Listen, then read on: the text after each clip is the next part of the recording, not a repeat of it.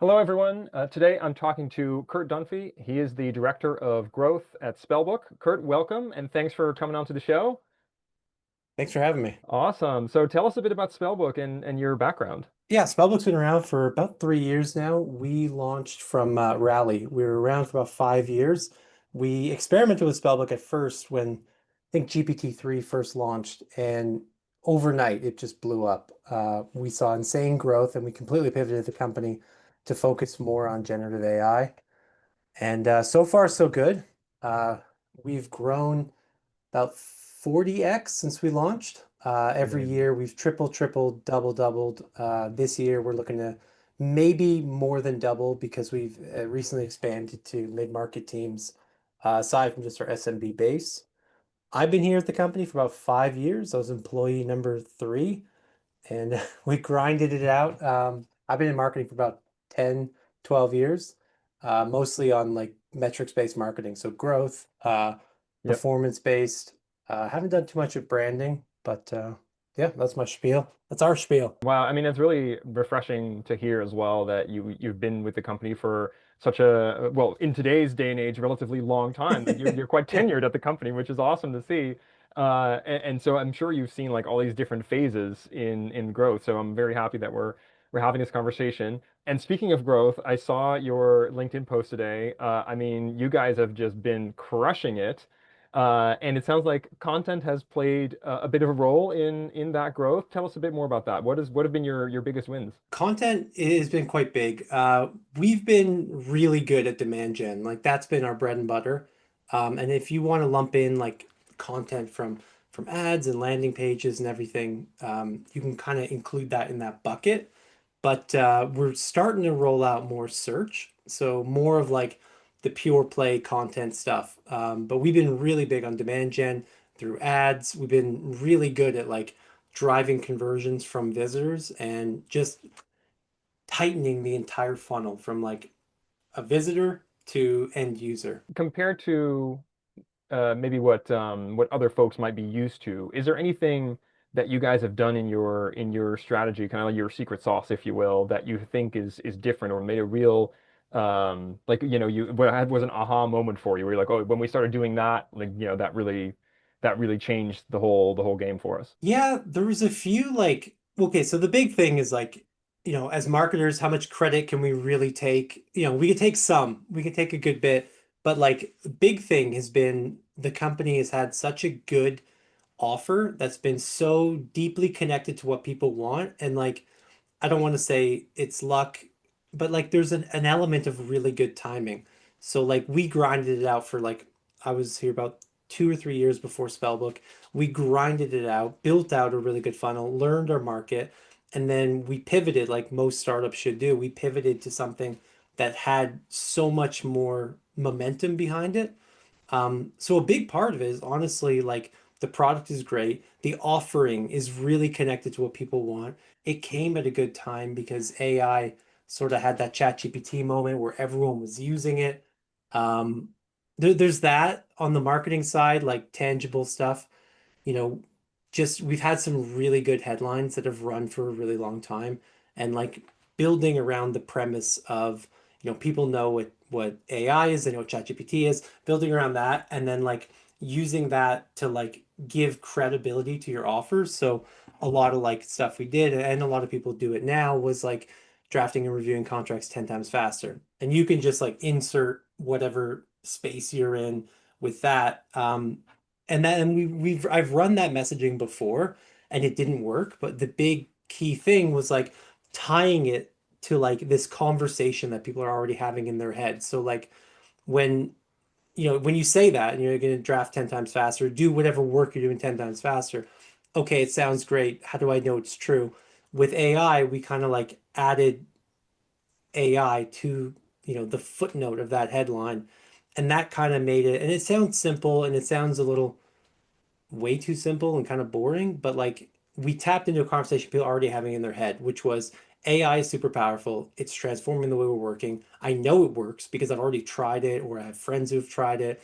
And just tying into the message that people are already having in their head was like wildly successful. And like pretty much every marketer should always do it. And like I've done it in the past. It generally works if you can kind of tap into the collective zeitgeist, if you can call it that. Yeah, that makes sense. So, and you said that search is becoming maybe more important for you guys more recently. Tell us more about that. What does that look like in your, how does search kind of fit into your playbook? So with ads, you get a lot of branded search, but we wanted more than just, collecting what you drive in demand gen is great Yep. and everyone should do it and we do it, but we also want to do more of like pure organic search. So we launched our search strategy in earnest about 4 or 5 months ago, Hmm. and just about every month we've doubled leads and meetings. We've tied it. So like one thing I'm seeing with like this whole sky is falling down for search Hmm.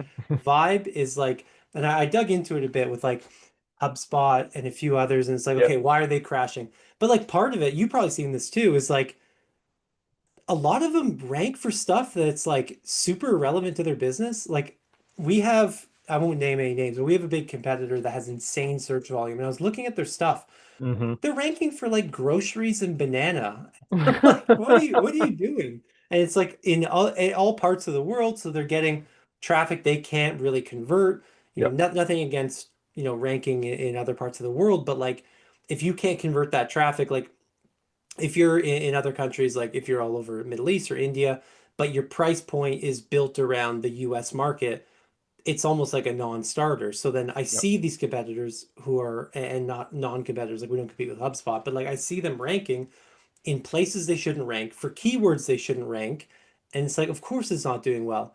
I would put money on HubSpot actually not being as bad, their search. Probably their Hmm. leads and like meetings generated have not dropped as like dramatically as their 10x decrease in search. But Yep. like, so going back to the I'm like rambling pretty hard here, but going back to the question, just tying it, and this is like again, like a lot of the stuff I'm doing is like not that complicated and like we're getting a lot of growth from it. But it's just like if you play basketball or play any sports, like just getting your reps in and like doing simple Yep. stuff. Like no one likes taking free throws. I didn't, but like I never really got that great at taking free throws either. But just doing it enough. It's boring, but it wins games. So like doing our search, like going around keywords that are relevant to our business, that are Hmm. in our niche. Like we are really good in our niche. We kind of created the category of like generative AI for transactional lawyers.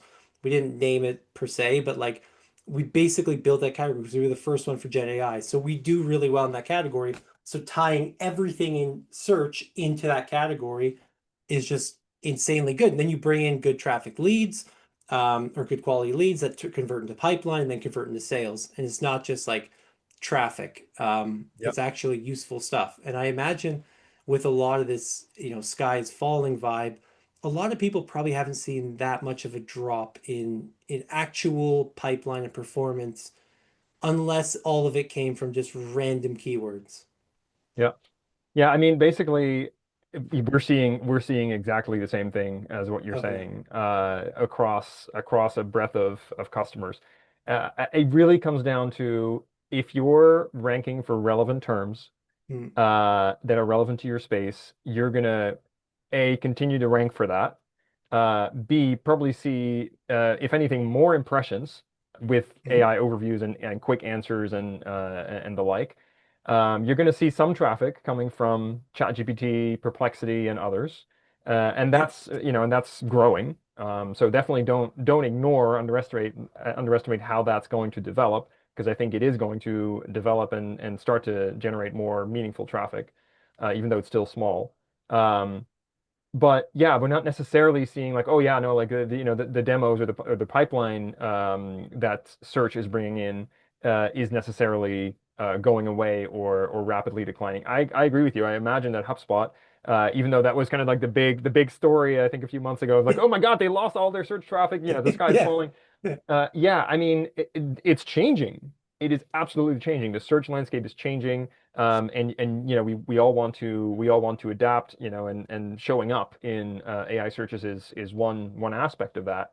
But show up for relevant searches. Yeah, I'm so with you on this whole aspect of looking for quality traffic, high intent traffic, and that especially in SaaS companies, B2B companies where the product is more complex. You want to have a demo, you want to talk to a salesperson, you want to understand the product better Yeah. and interact with it before you make a purchasing decision. You're not going to just go and and buy the product. At least I think we're a long ways away from going on a ChatGPT or AI reviews and just purchasing a SaaS product right Yeah. through that. Well, So if you look at like HubSpot, like some of the stuff that they dropped in was like Instagram and email. And if you go into those, they're blog posts about how to use Instagram and how to hmm set up an email. And yeah, you're like, okay, I know those people need to use HubSpot at some point, but it's like, how relevant is that for their business? yeah, And that's also what you're looking up like ChatGPT for. Like, yeah. tell me how to set up an email. Like simple stuff. Like hmm that was their biggest traffic driver. That like of their 10 keywords, it's how to set up email and Instagram, which is Yeah, insane. yeah, not where I certainly would want to have my content team spend their time. So yeah, that's amazing. So I know you're actually growing your content team. So are you focused on writing blog posts, pillar pages? Like what does that process look like, and where are you focusing your attention? Yeah, so we do a lot of blog posts. We're doing pillar pages. We're doing comparison pages. We're doing like pretty much everything. Um, we'll connect with like industry leaders to put out specific things. So we work with a really good influencer in the space, Laura Frederick, and we'll put out stuff like relevant to what they build and then use that. So it's sort of like there's a strategy on like what we want to build, but then at the same time, who can we connect with and like what area are they like insanely good at and just like leverage what they do. So like sort of there's a lot of flexibility built into it based on who we can partner with. But a lot of it, we're doing a lot of blog post pages. We did a cool one where we did like a programmatic. This is an interesting one. We did a programmatic AI where we pulled together all this data, built out all these sub pages. There were clauses for us, and then we generated like an insane traffic of people that were like looking for like this specific thing on Google. They would find it, they would go to our page, they would use it. Interesting lesson learned from that was like it drove an insane amount of traffic and visibility, like a few hundred grand a month, and maybe 10 to 50,000 clicks a month, something in that realm. It changed a lot, but it was actually pretty low quality. So hmm we haven't over invested in that. We kind of stopped it because like it's still running, but like it actually doesn't like our other blog post pages that are more specifically about like good value adding content hmm that has like a tenth of the search traffic, but drives 10 times more leads and meetings Yeah. and pipeline. So like we did try, and I'm not against like let's say the cheat code play, but it actually didn't work out that well for us. Still open to doing more cheat code stuff. I don't know if you're are you big on the cheat code stuff? Not big on the cheat code stuff, because oftentimes it doesn't last. And to your Mm, point, the quality is, I mean, especially if you have to put a bunch of resources towards it, the quality isn't always there. And so, I think while you do want to have some sort of experimental yeah. strategies or activities, programs as part of your search program, just to see if you can come up with an idea and see if it sticks, see if it does something. Yeah, I'm always more sort of about the balanced approach between we know this sort of core set of activities works. Let's put the sort of the bulk of our effort and resources into that, so we know we have this solid foundation, and then Mhm. we can try some more experimental things in addition to that, to see if there's any wins there. Yeah, it was interesting. I thought a lot of people whose traffic I see blows up, they do a lot of that stuff too. And I do wonder because they end up ranking for things like another one that had a lot of I won't name any names. I don't want to like slam anyone, but another one that had a lot of search stuff was like they had this programmatic thing, but they had like slogans and stuff for hmm companies. And they had this programmatic way to like show slogans for like all these different things. And then like they end up having like really weird traffic, like jewelry store slogans. And I'm like, I don't think these guys are buying your product. Like I know Right, they're not exactly. because it's like a totally irrelevant SaaS business. And like the concept is super cool, but I do wonder about like yeah, those conversion rates and like bringing Hmm. in useful traffic, Yeah, and even like tailoring it to the location that can actually buy your service. definitely. A So, and lot of speaking of, fluffy metrics in there. well, that's the thing, fluffy metrics. That's I was going to ask you on, so when you're creating content, because you guys are using HubSpot? Not for like anything marketing wise, but we Okay, use it for our sales pipeline. got it. So, but so how do you tie what you're doing on the marketing side to traffic that you're bringing in? How do you tie it to your sales pipeline? When we bring in traffic on the website, you have a lead form. People fill out the lead form. When they complete the lead form, they go into a meeting booked. They can book a meeting, book a time. It's like a Calendly link. When they book that time, they're automatically put into the sales funnel, basically. Actually, it's gotten pretty complex, at the risk of going on a tangent. But like, so you have like the ICP perfect path, which Hmm. is a visitor comes on your site. They are, for us, it's a lawyer, but for you guys, it's maybe a marketer and not like someone running a different type of business. So for us, it's like a lawyer. They come in, they book a meeting, and then they book into a calendar with a rep. Then they meet with the rep, and then it moves through the pipeline. That's like the perfect path. And then we've built a lot of tangential paths. So like that's great. And then you have automatically like Zapier's building deals and updating things. Then we have HubSpot moving things, and we have automatic sequences going out. And then we also have like we have a really good BDR team lead. His name is Jay Myers, and he is like the master at finding all these different paths. So he'll run sequences for people who don't book or who aren't exactly in our ICP but need some hand holding to see if they're, the right fit. So he'll go after like everything outside of the ICP and or like the perfect path. And that's actually been really good for us. It's taken a while to build out, and if you're a small team, it's pretty well not worth it. But like if you can like we built it out and it generates a ton. Or like he has team members that'll just spend a day on intercom because we have like Hmm. I don't know, we have like 2 or 300,000 website visits a month, maybe more. And like we just get a lot of intercom stuff and that'll generate a lot of leads. And so we've built out paths for all these different things. I think that is that what you're getting at? Yeah, yeah, Or no, is that's it? that's actually great. So when you build out those, when you say we're building out a path, does that mean you're building out like a path through email or direct message in some way, or like what is it the channel that you then use to approach people? Oh yeah, we'll use a mixture. I think everyone goes to the LinkedIn Connect these days. Yep. We'll do the LinkedIn Connect, we'll do email, we'll definitely call people. Um, we will we'll do everything. We'll However do you can get in touch everything. with them. Yeah, Jay's built out some crazy sequences where like someone will come in and then like he'll put it through Unify. I don't know if you use Unify, but like that'll search for like their LinkedIn profile, a phone number to connect with, to reach out to them. We try not to be like one thing we've done on the site is keep the form really concise. So we only have 4 fields, and that's not because we don't want to add more. It's because it just adds more friction. So like we That's don't right. ask for the phone number because we did the math and it was more expensive with a drop of lead volume than the increase in opportunity for the phone number. But you can reach out to people through LinkedIn and other ways. Yeah, amazing.